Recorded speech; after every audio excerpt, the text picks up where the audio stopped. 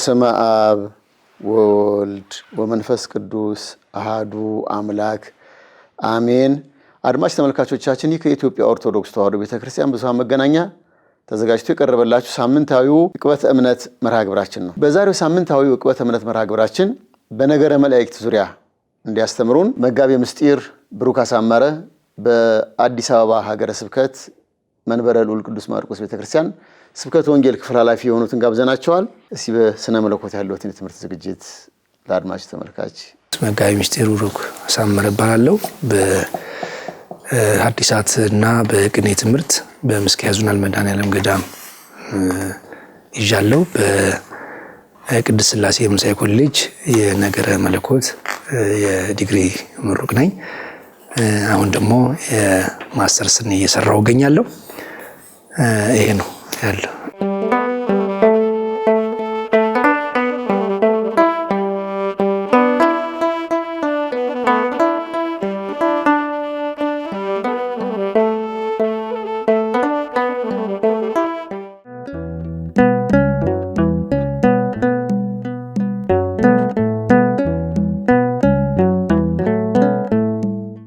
ያው በመግቢያችን ላይ እንደተናገርነው የውይይታችን ርዕስ ነገረ መላእክት ነው። ቅዱሳን መላእክት ተፈጥሯቸውና አገልግሎታቸው ምንድነው? ግሩም ነው። እንግዲህ ስለ መላእክት ስናነሳ የሚቀድመው ስለ መላእክት ተፈጥሮ ነው። መጀመሪያ መልአክ የሚለውን በሁለት መጽሐፍ ቅዱሳችን በሁለት ተርጉሞታል። የስሙን ትርጉም መጀመሪያ መልአክ ማለት መልእክተኛ በሚል በግዙም ትርጉም ወደ መልእክተኝነት የሚወስድ ነው። በሁለተኛ ደረጃ መልአክ የሚለውን በብዙ ትርጓሜዎች ደግሞ አለቃ የሚል ትርጉም አለው። ለምሳሌ በዮሐንስ ራእይ ምዕራፍ 3 እና 2 ላይ ለኤፌሶን መልአክ፣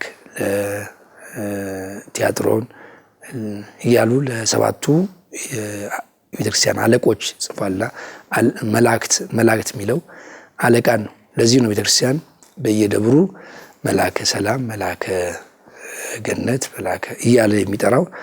የመልአክ የሚለው ቃል ሁሉም ለመልአክ የሚሰጥ ሳይሆን ለሹማምንት የሚሰጥ ነው። ሁሉም ሰው መልአክ ስለተባለ መልአክ ነው ማለት አይደለም። ሌላው እንግዲህ ያው ወደ ምናየው ወደ መላእክት አይደለም።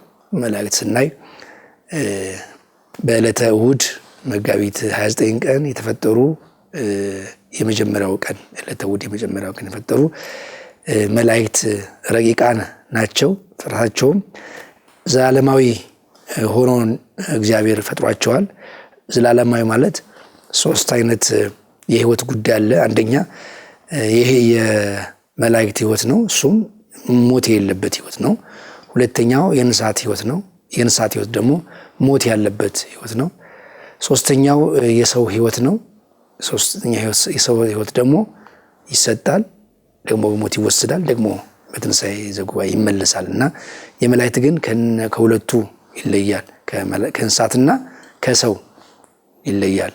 መላእክት የማይሞቱ ናቸው፣ ሞት የሌለባቸው ፍጥረታቸው ይሄ ነው። ሁለተኛ መላእክት በዚህ በሉቃስ ወንጌል ምዕራፍ 20 ቁጥር 36 ላይ ሞት እንደሌለባቸው ተጽፎ እናገኛለን። በሁለተኛ ደረጃ ጾታ በተመለከተ መላእክት ሴት ወንድ የሚባል ጾታ የላቸውም፣ አያገቡም፣ አይጋቡም።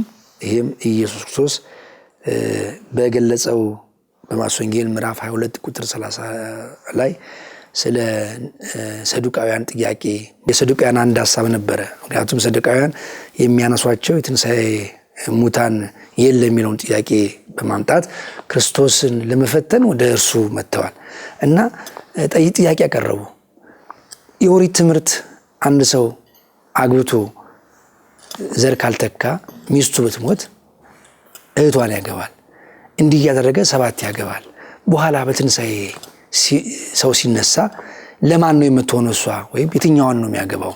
የመጀመሪያዋን ነው የመጨረሻዋን ነው የትኛዋን ነው የሚያገባው የሚል ጥያቄ ፈተና ነው ያቀረቡለት እና ኢየሱስ ቃል በቃል የሰው ልጅ ከትንሣኤ በኋላ እንደ መላእክት ይሆናል አለ። 4 ነጥብ እንደ መላእክት ይሆናል። ምን ማለት ነው?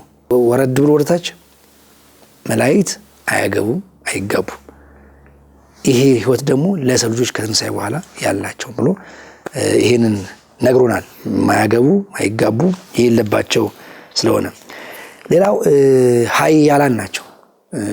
በጣም የሚደነቀው መላእክት ከሰው ልጅ እጅግ የላቀ ጉልበት፣ የላቀ ኃይል፣ የላቀ ስልጣን አላቸው። በዚህ በሁለተኛ ጴጥሮስ ምዕራፍ 2 ላይ ከቁጥር 11 ላይ ቅዱስ ጴጥሮስ የመላእክትን ኃያልነት ገልጿል። አንዱ መልአክ እንደውም ሲሄዱ እርስ በርሳቸው ሳይገፋፉ ማለፍ ይችላሉ። አንዱ መልአክ በአንዱ መልአክ ያልፋልና ኃያላን ናቸው። በስልጣንም በጉልበታቸውም ተሸንፈዋል የሚባል የለም። መላእክት በተሰለፉበት ቦታ ሁሉ የኃይላት ኃያላን ናቸው፣ ጉልበታም ናቸው። ቅዱስ ዳዊትም ጽኑዓን ኃያላን እያለ ያመሰግናቸዋል። ቃሉን የምትፈጽሙ ጽኑዓን ናቸው፣ ኃያላን ናቸው ብሎ መዝሙር 102 ላይ ቁጥር 20 ላይ የምናነበው ነው። ሌላው አዋቂዎች ናቸው። መላእክት አዋቂዎች ናቸው።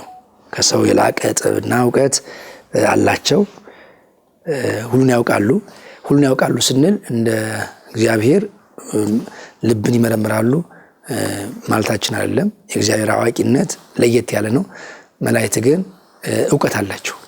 እውቀት ያላቸው ለምሳሌ ለዳንኤል ሲነግረው መልአኩ ቅዱስ ገብርኤል ዳንኤልም በትንቢቱ ሲጽፍ መጣና መልአኩ ዳሰሰኝ እውቀትን ሰጠኝ ይላል እና እውቀትን ሲያካፍሉ እናያለን። እውቀትን ሲገልጹ የተሰወረውን ነገር ሁሉ ሲያብራሩ ለሰው ልጆች በሚገባ አይተናል በቅዱሳት መጻሕፍት። ሌላ ደግሞ የምንመለከተው መላእክት ፈጣኖች ናቸው። ለመርዳት ለመላላክ በጣም ፈጣን ናቸው። ይሄም በብዙ መጽሐፍ ቅዱስ ክፍል እየቀደሙ ለምሳሌ በአናንያ በአዛርያ በሚሳኤል ላይ እሳት ውስጥ ሲጣሉ ወጣቶቹ መልአኩ ቀድሞ ገብቷል እና ወደ እሳቱ ለማጥፋት ቀድሞ ገብቷል እና መላእክት በጣም ፈጣን ናቸው። ሌላ ቁጥራቸውን ነው። መላእክት ቁጥር በጣም ይሄን ያህል ነው ይባላል። 10 20 ምናለው እስካሁን ድረስ በዳንኤል ትንቢት ላይ እንዳለው ከመንበሩ ስር የሚፈልቁ ናቸው። ቁጥራቸው ይሄን ያህል ነው አይባልም። በጣም ከእልፍ አእላፋት ናቸው። በአለቅነት በነገድ በሶስቱ ከተሞች ኢዮር፣ ራማ፣ ኤረር በሚባሉ ከተሞች በ10 ነገድ ቢከፈሉም የነሱ የራሳቸው የሊቃነ መላእክት ስም ቢሰጣቸውም የመላእክት ቁጥር ግን ይሄን ያህል ነው ተብሎ አይገለጽም። ምናልባት ይሄ ባለመገለጹ ለአንዳንዶቹ 99ን በጎች ትቶ መጣና መላእክት 99 ናቸው ብሎ ሲናገሩ ይሰማልና ይሄ 99 የተባለው ከመቶኛ የተሰራ ነው። አንዱን በግ አዳምን ለመግለጽ የመጣ እንጂ መላእክት ቁጥራቸው ከቁጥር በላይ ነው። በጣም በየዕለቱ ይገለጻሉ። ሌላው እዚህ ላይ የምንመለከተው እንግዲህ ሞት የሌለባቸው ናቸው፣ ቁጥራቸውን ብዙ ነው ብለን ስንናገር የሚሞትም የሚተካም የለምና ከዚያ አኳያ መላእክት በየጊዜው የሚፈጠሩ አሉ። ለምሳሌ ሰው ትናንት የነበረው ዛሬ የለም፣ ዛሬ የተወለደው ደግሞ ነገ ይሞታል። የሰው የመላእክት ግን ሞት የለባቸውም እና ፍጥረታቸውን በየጊዜው የሚፈጠሩ አሉ። እግዚአብሔር መላእክትን ፈጥሮ ጨርሷል፣ አብቅቷል። ከዛስ እነዛ መላእክት ናቸው ያሉት። ቁጥራቸውም በዕለተ እሑድ የተፈጠሩት የመላእክት እንጂ በዚህ ቁጥር የሚያንሱ የሚጨመሩ አሉ። ሌላው ቅዱሳን ናቸው መላእክት ቅዱሳን ናቸው። እንግዲህ እግዚአብሔር ቅዱስ እንደሆነ ሁሉ እርሱን ለሚያገለግሉት የሰጠው ባህሪ የቅድስና ማዕረግ ነው። እንኳን እርሱን የሚያገለግሉትን መላእክትና ሰዎችን ቀርቶ ሌሎችም ሰጥቷል። ኢነባብያን ለሚባሉት ለምሳሌ ምድር እግዚአብሔርን የምትቀድስ ምድር ከሆነች ሆሊላንድ የምትባል ቅዱስት የምትባሉ መጽሐፍ ቅዱስ ነው። መስቀሉ ቅዱስ ነው፣ ይሰጣል። አልባሳቱ ቅዱሳን ናቸው። መላእክትም ቅዱሳን መላእክት ይባላሉ። መላእክት ሲፈጠሩ እንግዲህ አንድ ሆኖ ፈጥረዋል። ከተፈጠሩ በኋላ የተዋረዱ አሉ። እነዚህ የተዋረዱ መላእክት ቅዱሳን አይባሉም፣ ርኩሳን መላእክት የሚባሉት እነዚህ የከበሩት ቅዱስ ገብርኤልን ንቁ በበህላዌን የሚለውን ታላቁን የቅዱስ ገብርኤልን ስብከት ሰምተው ይጸኑና የበረቱ ኃያላኑ እነዚህ በቅድስና ናቸው የሚኖሩት። እነዛ መላእክት ናቸው ሲባል አይ መላእክት ናቸው ሲፈጠሩ አንድ ሰው ቅዱስ ይባላል ርኩስ ይባላል ከስራው አኳያ ግን ሰው አይደለም አይባልም። መላእክት ናቸውና ግን የቅድስና ክብር ያላቸው ናቸው። ርኩሳን አይደሉም። በማዕረግ ያሉት ቅዱሳን በማዕረግ ያሉት። ሌላው ብርሃናውያን ይባላሉ። ቅዱሳን ብርሃናውያን ናቸው። ልብሳቸው የሚያበራ ነው። ክብራቸውም የሚገልጸው ነው።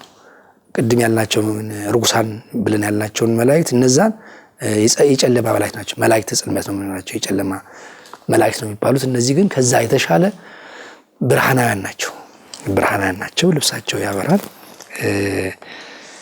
በሰው ቤት ሲገለጡ በአብዛኛውን ጊዜ እነዚህ ብርሃናውያን መላእክት ሲገለጡ እንደ ሰውየው ሊገለጡ ይችላሉ። ሰውየው እንዳይደነግጥ በሰው መልክ ሊገለጡ ይችላሉ። ሽማግሌ ሆነው ይገለጣሉ፣ ሕፃን ሆነው ሊገለጡ ይችላሉ። ግን መላእክት ብርሃናውያን ነጸብራቃውያን ናቸው። እነዚህ ስንመለከት እንግዲህ የመላእክት ተፈጥሮ በሚደንቅ መልኩ ይህን ሁሉ አስተባብሮ የሚይዝ አንደበታቸው እረፍት የሌለው ከምስጋና ውጪ እረፍት የሌለው ሲያመሰግኑ የሚያርፉ ሲደክሙ የሚያመሰግኑ ሲያርፉ የሚያመሰግኑ ናቸውና መላእክት ከሚደነቁበትና ከሚታወቁበት ትልቁ ባህሪያቸው የምስጋና ዕለት የምስጋና ባህሪን ያላቸው ሲያመሰግኑ ይላሉ። አያርፉም፣ እረፍት የላቸውም። ምስጋናቸውን ያቀርባሉና ቅዱሳን መላእክት የምስጋና ሰዎች የምስጋና አብነት ተብሎ ይገልጻሉ። እነዚህ የጥሩ ባህሪያቸው ነው በትንሹ።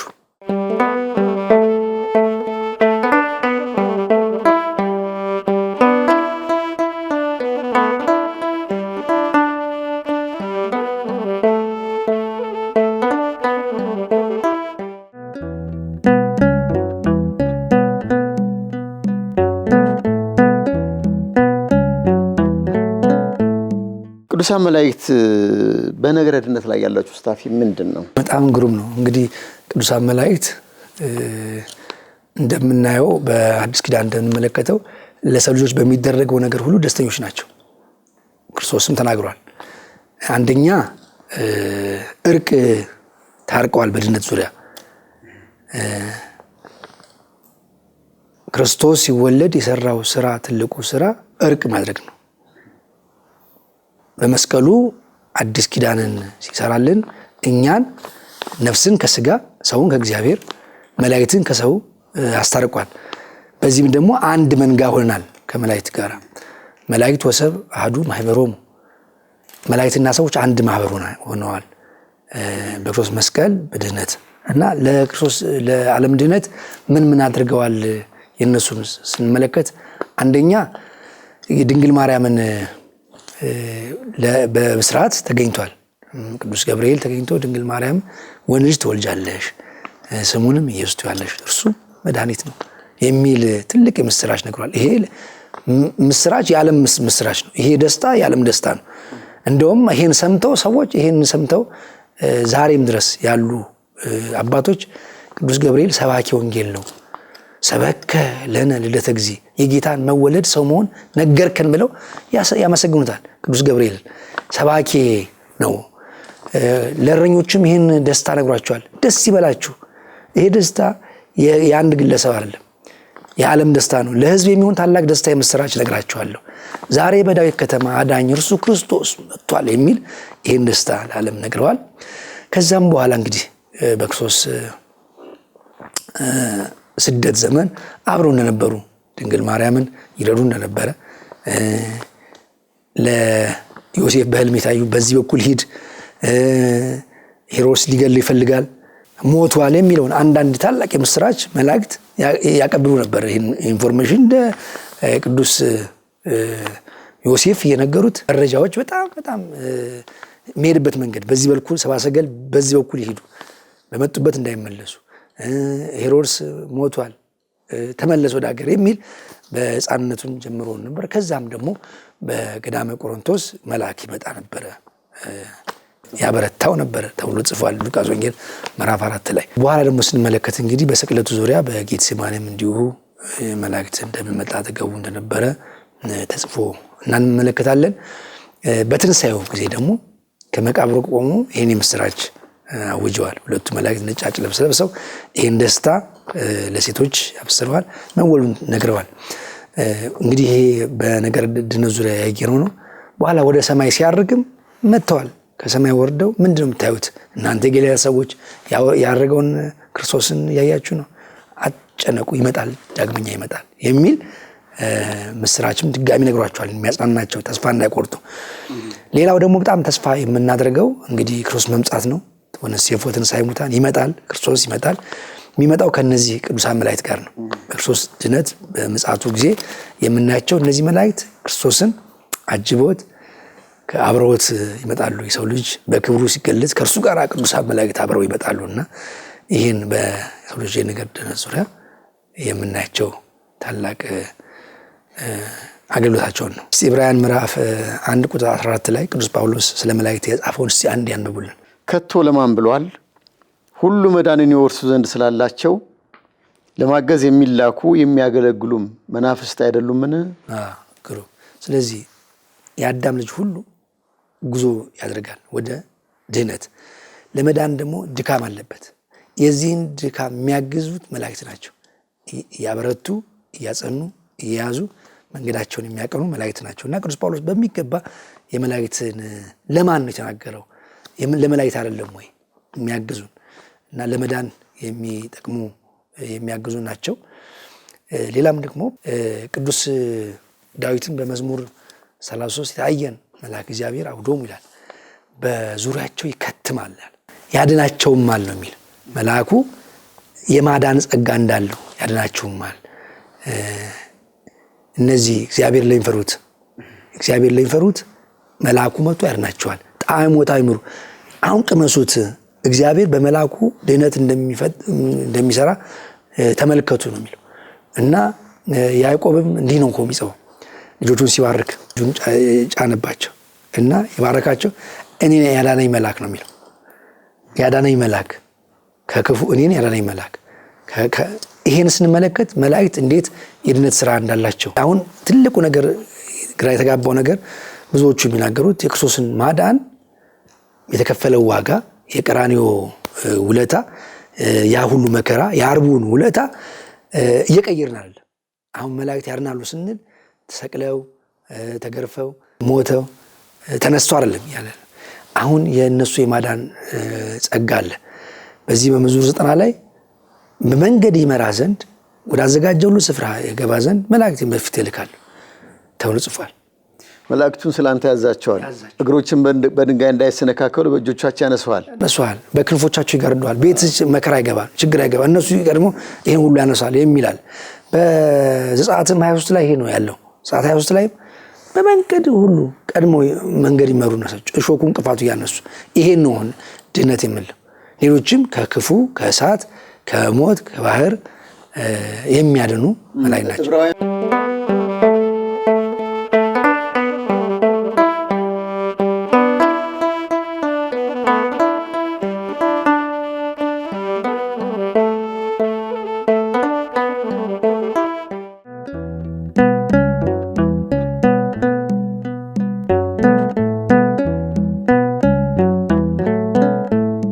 ዕብራውያን ምዕራፍ 1 ቁጥር 14 የነፍስ ድነትን ነው እየነገረን ያለው።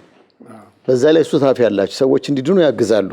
ይሄ አሁን በስጋ ጉዳይ ያለ የመላእክት ደግሞ የማዳን ጸጋ በስጋ በኩል መላእክት እንዴት አድርገው እንደሚያግዙ የሰው ልጅ ብዙዎችን መጥቀስ እንችላለን። ዳንኤል እንዴት ዳንክ ብሎ ሲጠይቀው እግዚአብሔር መልአኩን ልኮ የአንበሶቹን አፍ ዘጋልኛል። ቅዱስ ዳዊትም የመላእክትን አዳኝነት እንዴት እንዳዳነው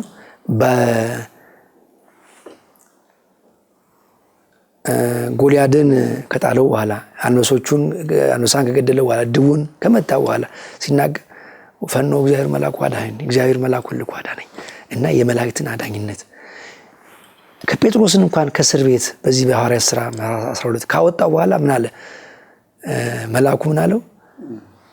ቀጥል፣ ሂድ፣ በርታ። አርኖት ከእስር ቤት ካወጣው በኋላ ከሱ ሲለይ ወደ ልቡ ተመለሰ። ራእይ የሚያይ መስሎ ነበር ጴጥሮስ። ከዛ ምን አለ? እግዚአብሔር መልአኩን ልኮ ከሄሮድስ እና ከአይሁድ ደስታ ከሚያገኙት እኔ ሞቼ ሊደሰቱ ፕሮግራም ይዘዋል፣ ግን እስከነሱ አዳነኝ እኔ ብሎ ወደ ማርቆስ እናት ወደ ማርያም ቤት ሄዶ ሰላም ያላቸውና ቅዱሳን መላእክት እንዴት ሲራዱ ነበረ በቅዱስ መጽሐፍ በጣም መላልሰን እንመለከታለንና የማዳን ጸጋ እንዳላቸው እናያለን። መልካም። በነገረ መላእክት ላይ ከጥንት ጀምሮ የሚነሱ የስህተት ትምህርቶች አሉ። እስቲ እነዚያ የተነሱ የስህተት ትምህርቶችና መልሶቻቸውስ ምን ነበረ ከቅዱስ መጽሐፍ አንጻር?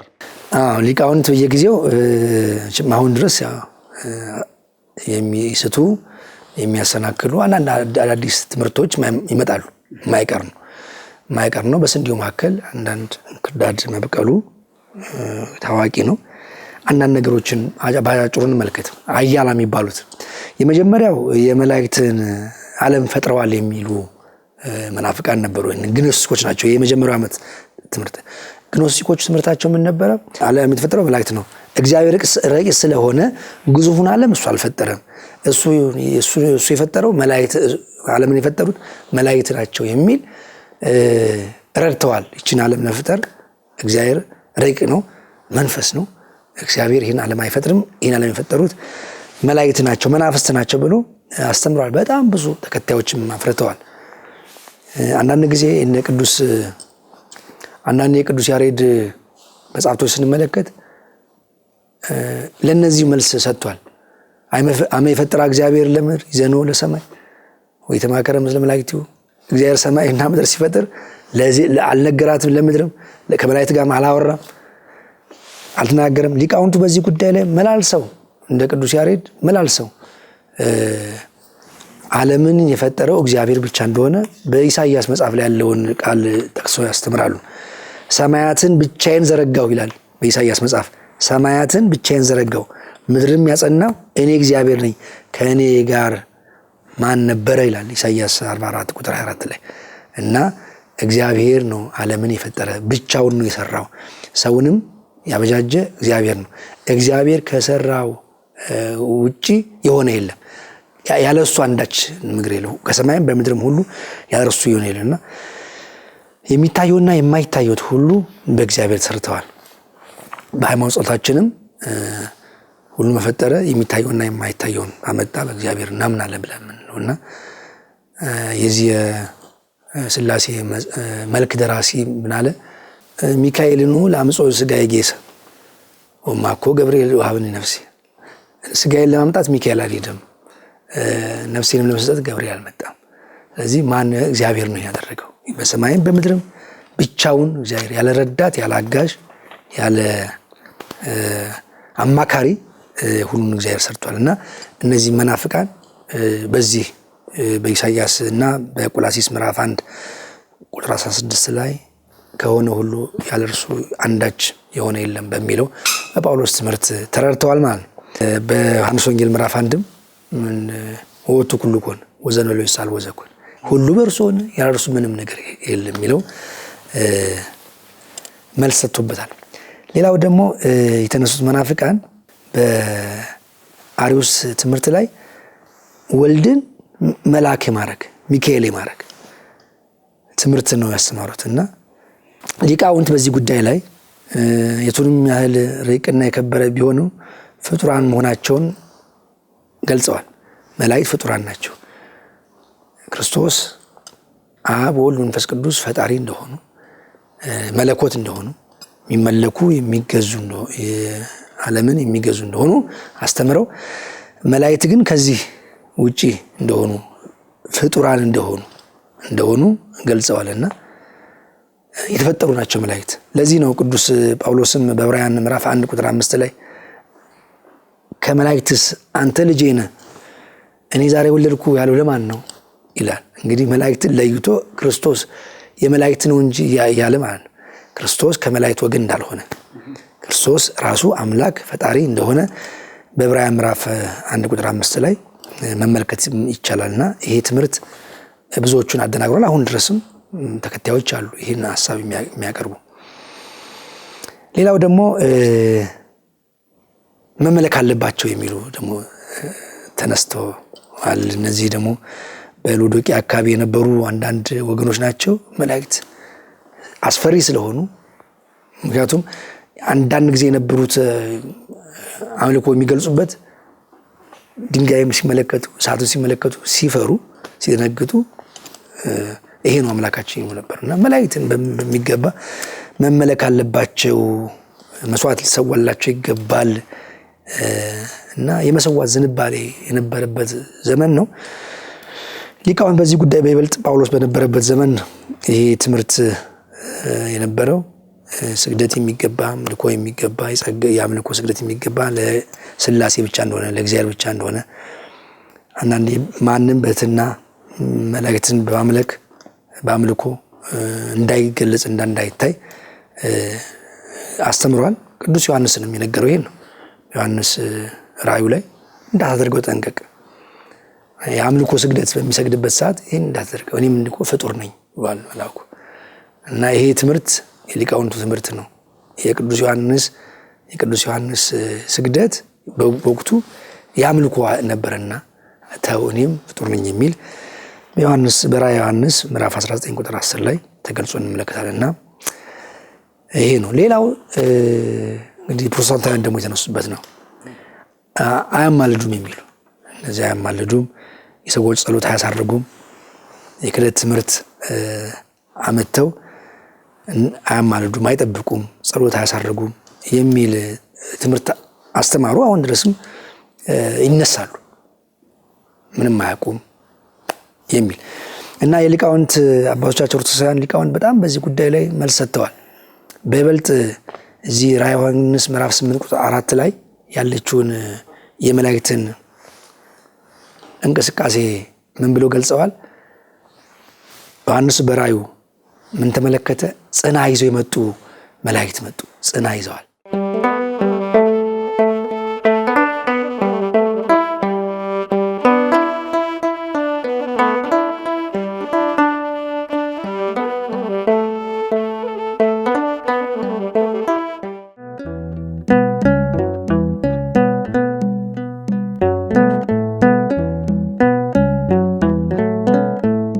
ሌላም መልአክ መጣና የወርቅ ጥና ይዞ በመሰዊያው አጠገብ ቆመ።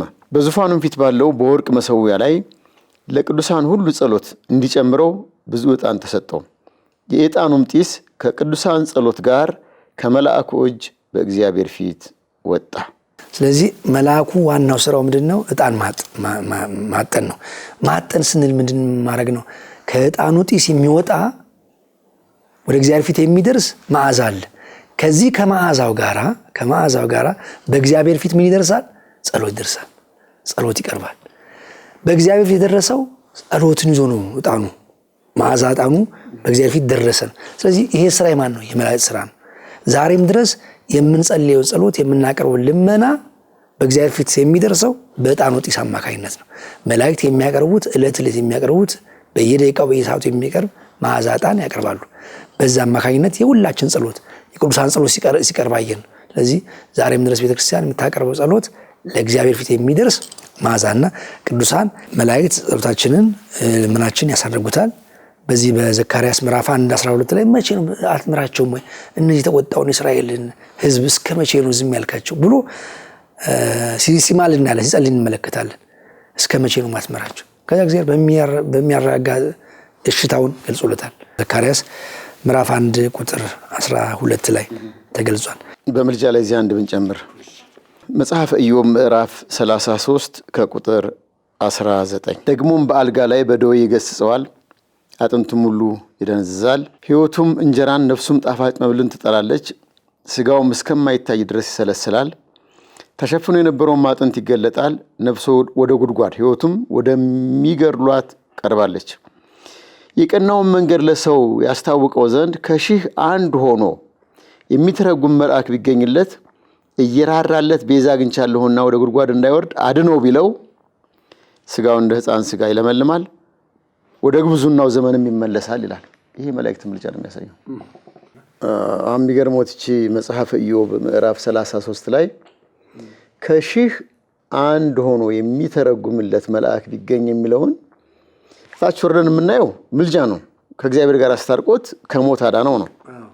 የመልእክቱ ጭብጥ ሐሳብ አማርኛ ላይ ሲመለስ የሚተረጉምለት የሚለውን በእንግሊዘኛው ኒው ኢንተርናሽናል ቨርዥን ላይ እና ኤቪ ላይ ቢያዩት ሚዲያተር ነው የሚለው የሚማልድለት ነው የሚለው የሚደንቅ ነውና ትልቁ ዋናው ሐሳብ መናፍቃኑ የሚያነሷቸው የነበሩ በየዘመናቱ የሚያነሱት ጥያቄ ነው።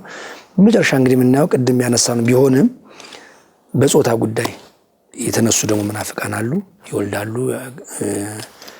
ያገባሉ፣ ወልደዋል፣ አግብተዋል የሚል አንዳንድ ባለማወቅ እስካሁን ድረስም የሚሉ አሉ። ኔፍሊምን የመላእክት ልጆች ናቸው የሚሉ አሉ። ዘፍጥረት 6:2 ላይ የእግዚአብሔር ልጆች የሰው ልጆች ጋር ተጋቡ እና ተባረቁ ሰዎች ወለዱ፣ ምን ኃያላን ፍጥረታት ወለዱ ብሎ የሚሉ አሉ። ይሄ እንኳን ሊቃውንቱ ቅዱስ ዮሐንስ አፈወርቅ በደንብ በዚህ ላይ ርዕስ ሰጥቶ ጽፎበታል።